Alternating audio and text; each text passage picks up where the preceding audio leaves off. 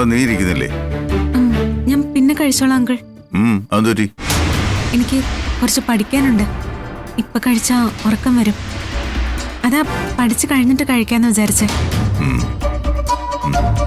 ഇങ്ങോട്ട് വാടാ. അമ്മേ, എനിക്ക് വിശപ്പില്ല. ചേടാ, നീ ആദ്യം പറഞ്ഞു തലവേദനയാണെന്ന്, ഇപ്പൊ പറയുന്നു വിശപ്പില്ലെന്ന്. ഇരുന്നേ, അങ്ങോട്ട് ഇരിക്കണ അങ്ങോട്ട്. എന്താ? തലവേദനയാണെന്ന് എന്നോട് പറഞ്ഞേ. വേറെന്തെങ്കിലും കാര്യമുണ്ടോ മിത്രേ? ഇല്ല പച്ചി, വേറൊരു കാര്യമില്ല.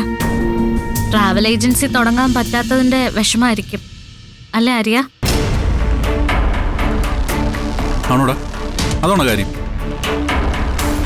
ഏട്ടാ, നമ്മൾ സ്വന്തമായിട്ടൊരു സ്ഥാപനം തുടങ്ങാൻ ഇറങ്ങി കഴിയുമ്പോൾ നമ്മൾ ഫേസ് ചെയ്യുന്ന ഒരു 100 കൂട്ടം നൂലാമാലകളുണ്ട്. ആ ഫ്രസ്ട്രേഷൻ എല്ലാവർക്കും മനസ്സിലാവും. ട്രാവൽ ഏജൻസി തുടങ്ങാൻ നിനക്ക് എത്ര രൂപ വേണ്ടി വരും? അത്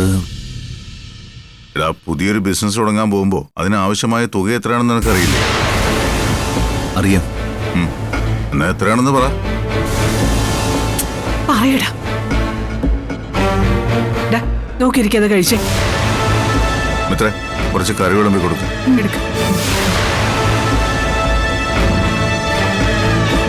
ചേച്ചി കഴിക്കുന്നില്ലേ?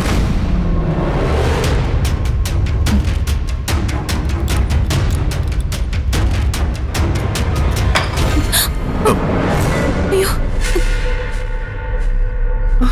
അയ്യോ അയ്യോ അങ്ങള് സോറി. മോളെന്തിനാ സോറി പറയുന്നത്? അവനാ പ്ലേറ്റ് മാറ്റിയതുകൊണ്ടല്ലേ. ആര്യ, നിനക്ക് എന്താ പറ്റിയത്?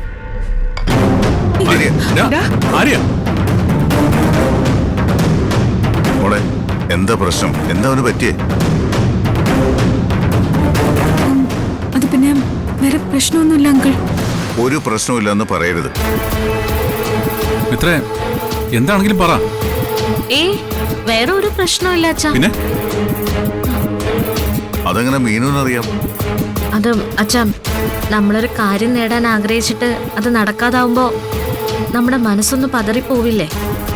ആ പതർച്ചേ ആരിനിപ്പോ ഉള്ളൂ, അല്ലാതെ വേറെ പ്രശ്നമൊന്നുമില്ല.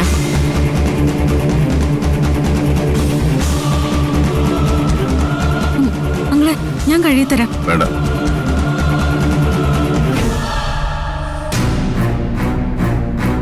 ശരീരത്തിൽ ഇത്തിരി കറി വീണ നമുക്കത് വെള്ളം കൊണ്ട് തുടച്ചു കളയാം.